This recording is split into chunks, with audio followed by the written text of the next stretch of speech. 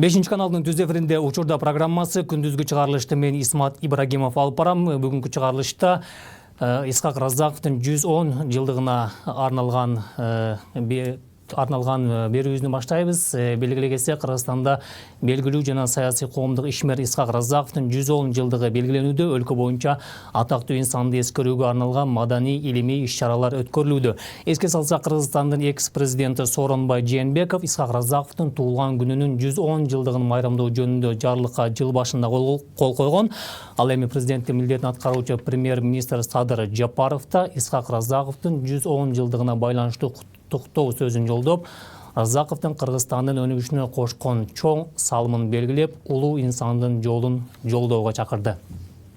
Барыңыздарды бул улуу даталуу күн Исхак Разаковдун 110 жылдыгы менен чын ниетимен куттуктаймын. Бул биз үчүн маанилүү дата. Исхак Разаковдун кыргыз мамлекеттүүлүгүнүн бекемделишинде орду зор. Ал Кыргызстандын экономикасынын жана маданиятынын өнүгүшүнө чоң салым кошкон. Социалисттик чарбанын пландоо тармагынын мыкты адиси эле. Ал мезгилинде кадрларды даярдоочу окуу жайлар Кыргызстанда жок болчу. Баары Москва же башка борбордук окуу жайлардан билим алып келген. Анын кадрлардын жетишсиздигин жоюу аракети менен борбордук окуу жайларында улуттук кадрларга арналган атайын квота маселеси чечилген. Республиканын өзүндө илимий мекемелер, тийиштүү жогорку окуу жайлар ачылган. Мына ошондон тарта өнөр жай тармагындагы тиешелүү кадрдык тансыктык жоюлган.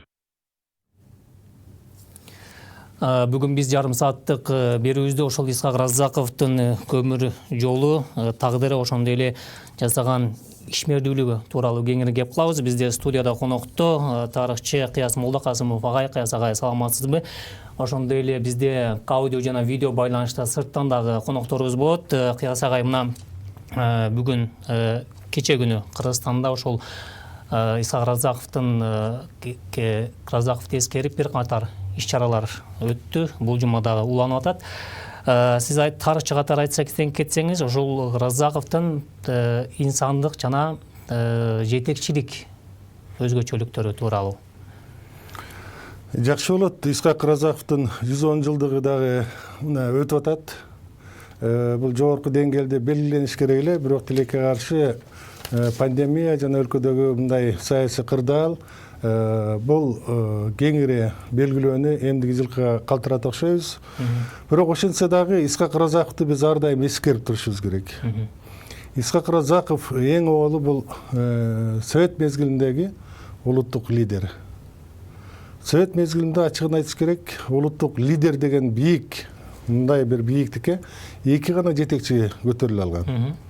Биринчиси бул Жусуп Абдрахманов. Бул 22 жашынан баштап кыргыз мамлекети өзү мамлекет болсун. Эмне себептен кошун элдер өздөрүнүн мамлекеттүүлүгүнө ээ болуп атат да, биз андай мамлекеттүүлүккө ээ болбойбуз деп күрөшүп отуруп туруп, акыры 24-жылы Кара Кыргыз автономиялуу облусуна ушундай жеткирген Жусуп Абдрахманов менен Абдыкерим Сыдыков окшогондор. Жусуп Абдрахманов кийин 26 жашында өкмөттүн башчысы болгон. Ал эми Исхак Разаков дагы ошондой эле. 35 жашында өкмөттүн башчысы болуп, 45-жылы Кыргызстанга келип атат. Ага чейин эле 30 жашында мына Өзбекстанда пландоо комитетинин төрагасы болуп атат, бул эң чоң. Андан кийин билим берүү министри болуп атат. Андан кийин ошо Өзбекстан борбордук комитетинде 3-чү катчы болуп атат. Мына ошол 3-чү катчылыктан ал Кыргызстанга келип, өзүнүн мекенине келип атат. Жаш мезгилинде кеткен боюнча кийин окууну бүтүп келгенде ага бул жактан кызмат бербей коюп, кайра Өзбекстанга барып, анан Өзбекстандан ошондой бийик деңгээлге көтөрүлүп анан келип атат. Буга ошо Өзбекстандын борбордук комитетинин биринчи секретары Усман Юсупов өзгөчө көңүл бурган. Себеби Усман Юсуповдун өзүнүн айтканы бар: "Менин апам кыргыз. Бул жерде мына кыргыз туугандарыбыз иштейт. Бирөөсү Исхак Разаков деген эң мыкты жетекчи, жаш, ушунчалык курч деп, акылдуу деп. Экинчиси Ташкент областынын биринчи секретары, социалисттик эмгектин баатыры Азиз Токтобаев деген деп, мына Усман Юсупов өзү айтып атат. Ошон үчүн 25 жашынан баштап жетекчилик кызматтарга жетип отуруп 35 жашында Кыргызстанга келип атат. 35 жашында, 40 жашында биринчи жолу Кыргызстандын борбордук комитетинин биринчи катчысы кыргыз улутунан Исхак Разаков болуп атат. Мына 50-жылы. Биринчи жолу. Бул деген анын нукура өзүнүн лидерлик сапаты касиетинен болуп атат.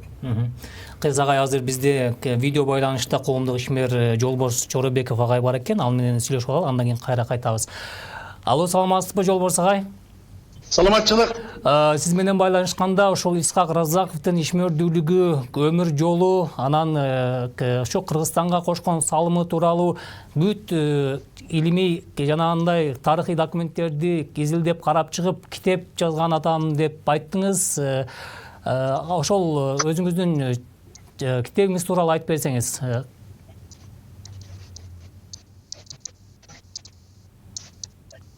Бизде байланыш үзүлүп калды окшойт. Жолборс агай, саламатсызбы? Алло. Жолборс агай, бизди угуп атасызбы? Баштай берейинби? Баштай бериңиз. Алло, баштай берейинби? Баштай бериңиз. Эми албетте Исхак Разаков жөнүндө көп айтылып, көп жазылды. Мен ошол архивдик материалдарга таянуу менен мурда кийин эл журт канча көп билинбеген бир маселелерге токтолууга аракет кылдым. Алардагы негизги ойлор ушул Исхак Разаковдун дагы бир адамдык, интеллектуалдык деги эле ушул жетекчилик, инсаният эмесин ачып берүү болгон. Эми албетте бул жөнүндө өтө көп сүйлөсө болот, өтө көп ойлорду айтса болот. Бирок мен негизинен бир-эки эле маселелерди айтайын. Ал кезде азыркы жаш балдар көпчүлүгү билбей калды. Союздун убагында чоң империянын чеңгелинде турчубуз. Биздин бардык нерсенин бардыгы Москвадан чечилчү. Бул жерде эч кандай нерсенин болушу мүмкүн эмес. Ошон үчүн Исхак Разаковдун ошол кезде Москвага, Сталинге, биринчи жетекчилерге, КПСС деп коет. Ошолорго жазган каттарын азыр окуп, таң каласың. Мен бир эле кичинекей бир деталды айтып кетейин. Көп маселелерди айткан ал киши. Жанагы анклавдар жөнүндө, башка немелер жөнүндө көп ойлорду айтып, бир жеринде таң калганым, ушинтип айткан жери бар. Университетте тарых факультетинде эски славян тили окутулат экен. Ал болгону 100 саат экен. Ушуну же ал эски славян тили боюнча адистерди тарбиялабагандан кийин ушунун ордуна жакынкы эле бир комшу мамлекеттердин тилин үйрөтпөйлүбү деген ойду айткан экен. Эми ушуну байкап көргүлө. Ушул орустарга албетте мындай нерселер жаккан эмес да. Кантип эле ушу биздин старославянский деген тилди булар жээриктер. Же болбосо көпчүлүк бир иштерди ушул Бишкектен, Прузадан эле чечсек, мына мамлекетти башкаруунун жолдору деп бир топ нерселерди айткан. Андан кийин негизги маселе, мен бир нерсени окуп аябай таң калдым. Ушул чоң бюро өткөрүп атты өзү. Анан бир канча орустарды ордунан тургузуп, баланчай тургулам деп. Эмне үчүн силер кыргызча сүйлөбөйсүңөр? Силер актачылардын арасына барганда, механизаторлордун арасына барганда, тоодогу малчыларга барганда, кантип силер биздин саясатты түшүндүрөсүңөр? Эмне үчүн кыргыз тилинде сүйлөбөйсүңөр деп аябай каттуу эмне кылат. Ошол эле кезде дагы бир канча орустардын атын атап, мына булар кыргыз тилди жакшы сүйлөшөт. Ошон үчүн иштери алга жылып атат деп абдан бир ушун. Мен ошол элестетем да, ошол Разаков ушул сөздү айтканына 70 жыл болсо, бул 58-жылдар болсо керек эле. Азырга чейин бир биздин биринчи жетекчи, президент болобу, же мурдагы биринчи секретарлар болобу, антип чоң чогулушта орусту сен кыргызча билбейсиң деп айткандын ордуна кабинетине чакырып туруп дагы, Баланчаевич, Иван Иванович, сизде кичине бир кыргызча сүйлөсөңүз болот эле деп айта албагандыгында. Андан башка эми улуттук кадрлар даярдоо, улуттук немелерди, интеллигенцияны даярдоо боюнча Исхак Разаковдун немелери абдан чоң. Ошолордун эле эң негизгилеринин бири бул жанагы Манас эпосун сактап калуудагы Разаковдун ролу. Бул жөндө мен китебимде атайын бир чоң глава кылып токтолдум, анткени себеби чоң стенограмма бар, ошондо Ыразаков 5 күн катары менен ошол чогулушка катышып олтуруп, өзү да сөз сүйлөп, ушундай неме кылган. Андан башка биздин тарыхчылар анча көңүл бурбай жүргөн жери Үркүн боюнча чоң союздук конференция. Ал эмес Кыргыз этногенезин изилдөө боюнча чоң конференциялар жасаган. Ал эми Исхак Ыразаковдун айыл чарбасы, мал чарбасы жөнүндөгү айткандары азыркы бүгүнкү күнгө чейин өз актуалдыгын жогот элек. Анын үстүнө Кудай бизге ушундай кишини ошондо берген экен, искусствода болобу, маданияттан болобу, адабияттан болобу. Ал эмес медицинанын немелерин жакшы билгендигинен эбирей медиктер бул Исхак Ыразаков жөнүндө медфакты бүткөнбү деп айтышкан сөздөр бар да. Эми Исхак Ыразаков жөнүндө айта берсе абдан көп. Агай, рахмат. Мен Агай, кечиресиз. Агай, кечиресиз. Ушул жакында чыгат, ушуну көрсө болот деп ойлойм. Чоң рахмат агай, ишиңизге ийгилик, жакшы ишти колго алган экенсиз. Аягына чыгып алыңыз. Биз кайра студияга кайталы. Кыяс агай, ошол Исхак Ыразаков жанагы коммунисттик партиянын жанагы башында турганда Кыргызстанда өнөр жай тармагында бир топ жанагы өнүккөн, өскөн жанагы энергетика, ирригация, айыл чарба тармагында да бир топ өсүүлөр болгон. Ошо Ыразаковдун биздин Кыргызстандын экономикасын бутка тургузууга болгон салымдары тууралуу айта кетсеңиз.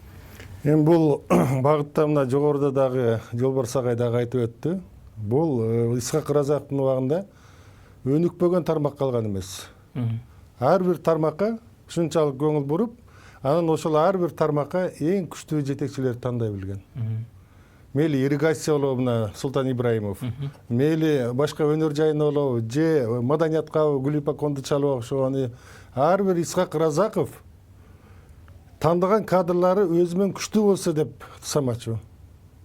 Андан кийинки мына Исхак Ыразаковдон кийинки жетекчилер менден акылдуу, менден күчтүү жетекчини койбош керек. Дайым алар менин сөзүмдү угуп туруш керек деген принципти иштеп атат. Өзүнөн күчтүүнү баягы ит күлүгүн түлкү сүйбөйт деген сыяктуу өзүнөн күчтүүлөрдү койгонго аракет кылышкан эмес. Исхак Ыразаковдун бул өнөр жай, айыл чарба баарын айта берсе болот. Исхак Ыразаковдун өзүнүн лидерлик улуу сапаттарына өзгөчө азыр токтолуш керек. Себеби бизге ошондой лидер керек деп атпайбызбы? Ал ушунчалык сөзмөр болгон, чечен болгон. Мына азыр мына теледен да көрүп атабыз, көргөзүп атат. Ал сүйлөгөндө жанакындай айылдык кыздар, айылдык жанакы карапайым адамдардын көзү күйүп, ушунчалык бир келечектеги жашоого ишеним артып шыктанып атат. Лидердин эң чоң улуу сапаты анын сөзмөрдүгүндө жазылган кагазды макала сакала дебей, эреже баягы эзилип, жанакындай окубай, ошонун маанисин, ошону карап туруп, элге карап туруп, эл менен түз контакт болуп туруп сүйлөгөн. Ошон үчүн Исхак Ыразаковдун сөзмөрлүгүн, сүйлөгөн сөздөрүн угабыз деп, Бишкектен кайсы жерде Исхак Ыразаковдун жолугушуусу жыйыны бар деп турган издеп келип укчубуз деп мына Жамин Акмалиев академик, Чыңгыз Айтматов, Казат Акматовдор дайыма эскерип жазып жүрүшкөн. Себеби лидер ошондой баягы элге ушундай баягы жандуу сүйлөсө, ал лидер эмес. Ошондой эле лидердин дагы бир улуу касиети, сапаты.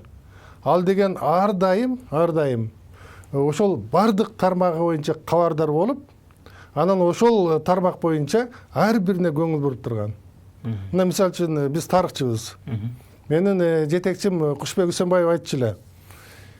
1953-жылы чоң бир конференция болду дейт. Улуттук боштондук көтөрүлүш боюнча. Анан Москвадан 2 профессор келди дейт.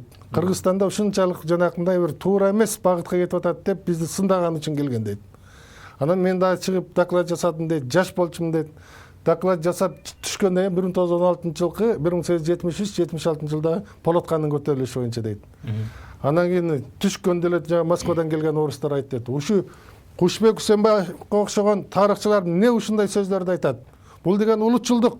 Bunun orada türmede de öyle açık ile o yerden çeşim çıkarıp koydu. Исхак Ыразаковдун айырмасы ошол жерде илимий конференцияларды biz канча жолу өткөрүп атабыз. Жанагы жетекчи эмес, катардагы эле президенттик аппараттан келет дагы ошол жерден бир сөз окуп туруп эле шашып кайра кетип калат. Исхак Ыразаков ошол 3 күн бою конференцияда кечке отурду дейт. Анан кечинде эң аягында 3-күнү өзүнүн жыйынтык сөзүн айтты дейт. Мына урматтуу тарыхчылар, бул жерде Кушбек Усенбаевич эң туура маселени көтөрдү. Ар бир айтканы архивдик материалдар менен бышыкталып атат. Ушундай жаштарды биз көтөрүшүбүз керек деп койду дейт. Ошол сөзү мени тиги түрмөгө кабатпай койду, куугунтукка алынбай койду дейт. Мына Исхак Разаковдун бир эле мына тарыхка көңүл бурушу. Ушундай тармактарды мына Саякбек Аралаевди чакырып келип туруп, ошол тиги Турсун Нуралиев деген тиги агайыбыздын эскерисинде. Саякбек Аралаевди сен жазышың керек, жаздырып алышың керек, эртең булар керек деп туруп, Саякбек Аралаевди мына мени жаздырган дейт. Исхак Разаков өзү демилге көтөрүп. Агай, ушул жерден сөзүңүздү бөлдүм, кечиресиз. Жанагы улуттук лидердин сапаттарын атап өтүп кеттиңиз. Ага Исхак Разаков толугу менен жооп берет деп айттыңыз. Бүгүнкү күндө эмне үчүн ошол биздин арабызда элди ээрчитип кете турган, аны бир жакшы жолго салып кете турган жетекчилерди биз көрбөй атабыз? Эмне себеп? Жетекчи биринчиден бул мекенчил болуш керек. Жетекчи экинчиден мамлекетчил болуш керек. Жетекчи ар дайым өзүнүн үстүнөн өзү иштеп, билимин өркүндөтүп туруш керек. Бизде жетекчи китеп окуган жетекчилер бар. Бизде ушу мамлекетти башкарууга капысынан келип калгандар бар. Алар келгенде дагы мен деген ушинтип мамлекетти өнүктүрүш үчүн ушундай күнү түнү окушум керек деп эч айткан эмес. Мына Исхак Разаковдун үй музейине барып калса, үй музейинде ошол жерде аялдын эскериси бар. Түнкү 2-3-кө 4кө чейин отуруп эле окуй берчи, жаза берчи дейт. Исхак Разакович, келип жатпайсызбы? Сизге эмне кереги бар? Ушу мамлекеттин өлкөнүн башчысысыз. Эс албайсызбы десе, ошондой мен азыр ушунчалык жаңы илим, техника, жаңылыктар ушунчалык көп, ар бири менен таанышып, ар биринен кабардар болбосом, мына өсүп келе жаткан жаш балдардын алдында мен уят болбоймунбу? Мен кантип ушул тармакты билбей, анан ошол тармакты ушундай өнүктүргүлө деп айта алам? Деп күнү түнү отуруп туруп өзүнүн үстүнөн өзү иштечү. Ошон үчүн мына биздин жетекчилер өзүнүн үстүнөн өзү иштебейт. Мамлекетти башкаруу эмне экенин билбейт. Келип эле жанакындай келип же министрликке же болбосо бир кызматка келсе, ошол жерде башкарыла берет деп ойлойт. Мамлекеттик ушундай жетекчилик кызматка адам өзүн өзү даярдаш керек.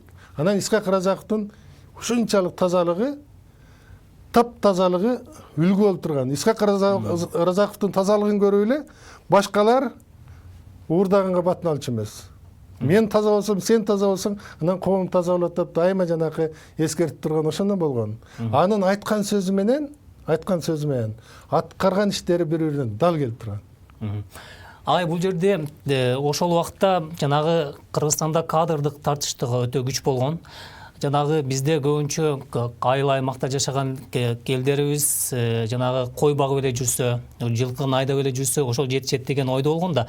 Анан Разаков кой, ошол коюңду кой, бир балаң болсо дагы барып Москвада окуп келсин деген талаптарын койгон. Ошондон кийин Кыргызстанда дагы жогорку окуу жайлар ачылып баштады. Ал эми кыргыз балдар бар, Москвадан окуп, тажрыйба арттырып келип иштеп, мамлекеттин өнүгүшүнө салымын кошуп башталган учурлар ошол жылдарга туура келет да. Ошол кадрдык саясаттагы мындай алдын ала жанагы көрө билген лидердин өзгөчөлүктөрүн айтсаңыз. Кадрларды жетиштирүүдө. Кадрларды, жаштарды дейт. Келечекте бизди ушу билимдүү, илимдүү жаштар башкарыш керек. Деп болгондо дагы Москванын жогорку окуу жайларына жиберип атканда квотаны кыргыз улутундагыларга көбүрөөк алган. Ошо кыргыздар илимдүү, билимдүү болсун деп. Анан бул жакка дагы университеттен ошол мезгилде 8 университет ачылган. Окуу жайы, бир университет, 8 окуу жайы. Анан бир окуя. Мына Үсөн Асанов деген академик бар. Ошол академиктин эскерүүсү. Тиги нарынан келе жатса, сен айткандай кой кайтарып бир абышка отурат дейт. Ат минип. Ушул абышка ким болду экен деп баары ошол жерден жолдон токтоп Исхак Разаков учурашса, менин бир балам Москвага башкарманын окуусуна окубай, Москвага бир химия адабий бир окуу жайына кетип калды.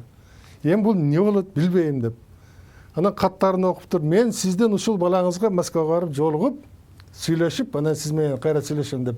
Москвага барып, Үсөн Асанович 2-курста окуп аткам дейт. Мени издетип дейт. Таптыртып, эки ооз отуруп, Кыргызстанда Менделеев элементинин бардыгы бар. Химия эң мыкты илим. Сен келечекте чоң окумуштуу болосуң. Ушуну жазбай окуй бер деп туруп, көңүлүмүн көтөрүп дейт. Колуман кармап, далман таптап, акча берип дейт. Анан сүйүндүрүп койгон атамдын саламын айтты дейт. Атаңын аманаты мына деп. Анан ошентип анан Исхак Разаковдун батасын алгам дейт. Анан Исхак Разаков дагы бир нарынга барганда, кайра келатканда анан ошо атама жолугуптур дейт атайын. Баягы ошол жерде мал багып жүргөн койчу кийинге жолуктургула деп. Жолугуп сиздин балаңызга жолуктум. Балаңыз ушу келечекте чоң, окумуштуу болот. Камсанабаңыз деп турган атасына кайра жолугуптур. Анан ошондо бул бир эле кичинекей эпизод. Мына ушундай мыкты идиреги бар айылдык балдарды, өзгөчө айылдык балдарды Москвага, Бишкекке, Фрунзеге ушу жерге келип турган окутканга өтө чоң бир көмөк көргөзгөн и университеттердин сапаттуулугуна көңүл бурган. Агай, ушул жерден бизде видео байланышта жаш жарандык активист Мирзахит мырза бар экен. Бул жигитибиз дагы ошол Исхак Разаковдун жасаган иштерин дүйнөгө таанытам деп аракет кылып жүрүптүр. Азыр байланышалы. Мирзахит, саламатсызбы? Саламатсызбы? Сиз менен телефон аркылуу сүйлөшкөндө ошол Исхак Разаковдун жасаган иштери тууралуу мен Түркияда диссертация жактадым. Бул улуу инсанды дүйнөгө таанытуу максатында азыр өз аракеттерин жумшап атам деп айттыңыз.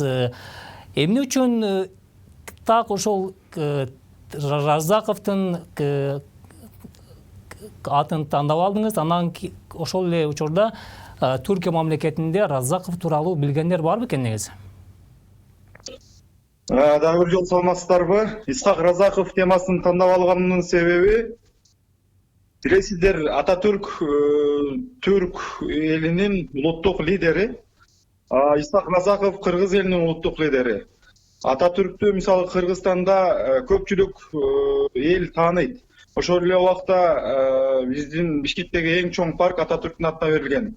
Тилекке каршы Исхак Разаковду ошол чет мамлекетте ачыгы Түркияда таанытуу иштери жолго коюлбай келген да. Анан түрктөр көбүнчө маалыматы жок. Анан мен ошол Исхак Разаков темасын тандап алганымдын себеби дагы ошол Исхак Разаковду диссертация аркылуу кайсы бир деңгээлде түрк элине таанытуу, аларга бир маалыматтын булагы болсун деген максатта ошол Разаков темасын тандап алып, ушул темасынын үстүндө иштедим да. Азыр менин оюмча сиз ал иште жактап бүткөн болушуңуз керек, э? Ооба, жактап бүттүм. Март айында, 2020-жылдын март айында илимий ишти коргоп, азыркы учурда Бишкектемин. Ошол жаш активист катары айтсаңыз, жаштардын арасында ошол Исхак Разаковдун жанагы лидерлик сапаттарын өзүнө сиңирип, ошондой эле мамлекетке ошол инсандай кызмат кылам деген жаштарды бириктирип, ушундай жанагы коомго пайдасы тие турган жумуштарды жасап атасыздарбы сиздер? Биз кече ошол 25-октябрь Исхак Разаковдун 110 жылдыгына карата Маданият министрлиги менен бирге иш-чараларды өткөрдүк. Ал ошол саат эртең мененки 10, 11, 12 арасында Исхак Разаков фонду да келди, ал жактан кишилер келди. Ошо аларча көрүстөндө Исхак Разаковго анын арбайына багыштап Куран окуп, андан кийин саат 1-де улуттук китепканада Исхак Разаковго арналган конференция болду. Ал жака да ошол ал кишини көрүп билген, ал кишинин жөнүндө эмгектер жазып жүргөн окумуштуулар келди. Ал иш-чарадан кийин саат 3:30-да Исхак Разаков жашаган үй музейинен барып, ошол жактан иш-чараны жыйынтыктадык.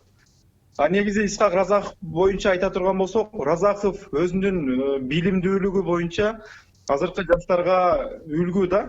Мисалы, балдар үйүндө жашап жүргөн убакта досторунун, замандаштарынын эскерүүсү бар. Ушунчалык берилип китеп окуйт эле дейт. Ал китеп окуганда жада калса тамактанганда унутуп калчу дейт да. Андан кийин дагы ошол Ташкентте окуганда, Самаркандта окуганда окуу менен бирге социалдык иштерге аябай активдүү катышкан. 13 жашында ошо комсомолго мүчө болгон болсо, 19 жашында Самаркандтагы институтту бүткөндөн кийин ошол жерде мугалим болуп иштеп баштаган да.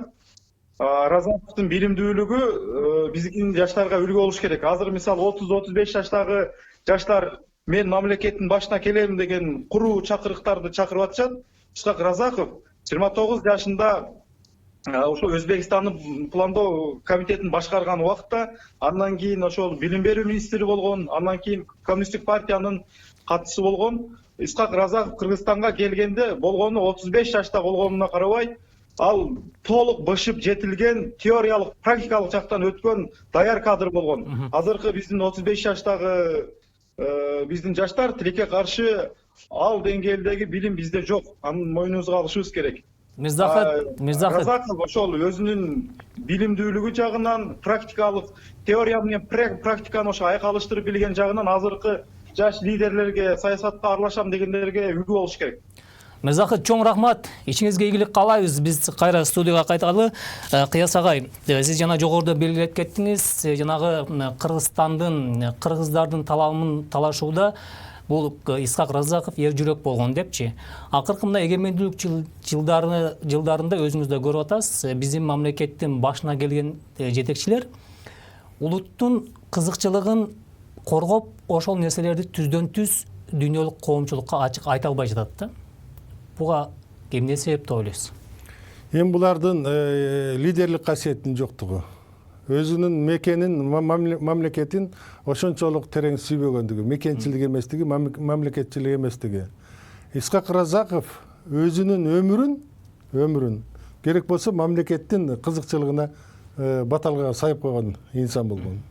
Өзүнүн кызыкчылыгын ойлобой, мамлекеттин кызыкчылыгын ойлогон адамдар гана ошентип эч нерседен коркпогон, батыл айткан, кыргыз тилин окутуш керек деген, кыргыз тилин ушундай өнүктүрүш керек деген, кыргыз кадрларды коюш керек деген. Качанга чейин биз ушу башкаларды карап отура беребиз, өзүбүздүн кадрларыбызды качан өстүрөбүз деген талапты коркпой айткан.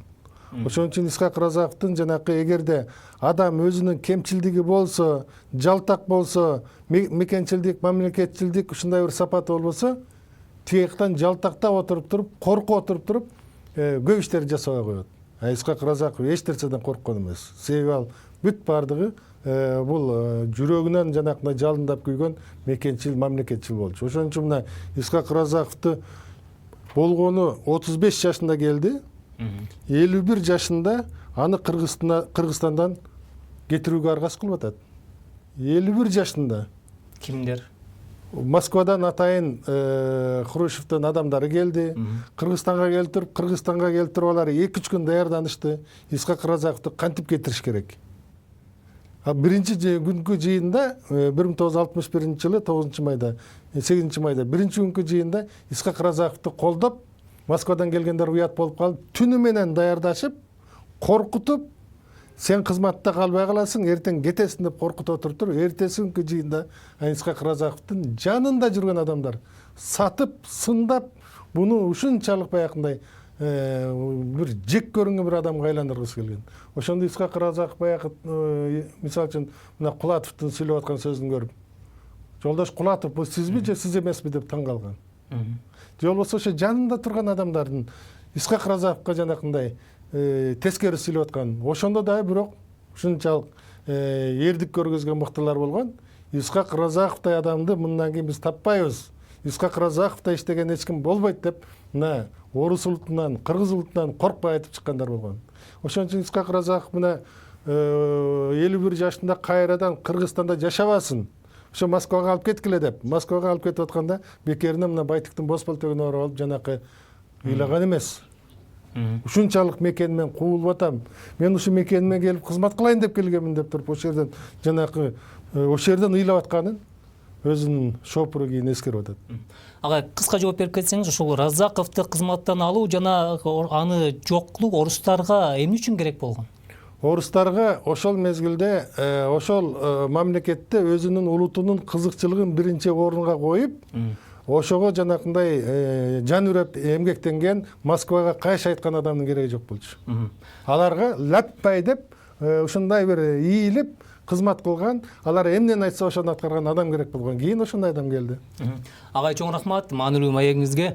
Урматтуу телекөрүүчүлөр, сиздер 5-каналдын түз эфиринде учурда программасын көрдүңүз. Бүгүнкү программада биз белгилүү коомдук саясий ишмер Исхак Разаковдун 110 жылдыгына арналган берүү болду. Бүгүнкү бизде студияда конокто тарыхчы Кыяс Молдокасымов агай. Агай рахмат, чоң рахмат. Берүүнү мен Исмат Ибрагимов алып бардым. Кийинки чыгарылыштан көрүшкөнчө саламатта туруңуз.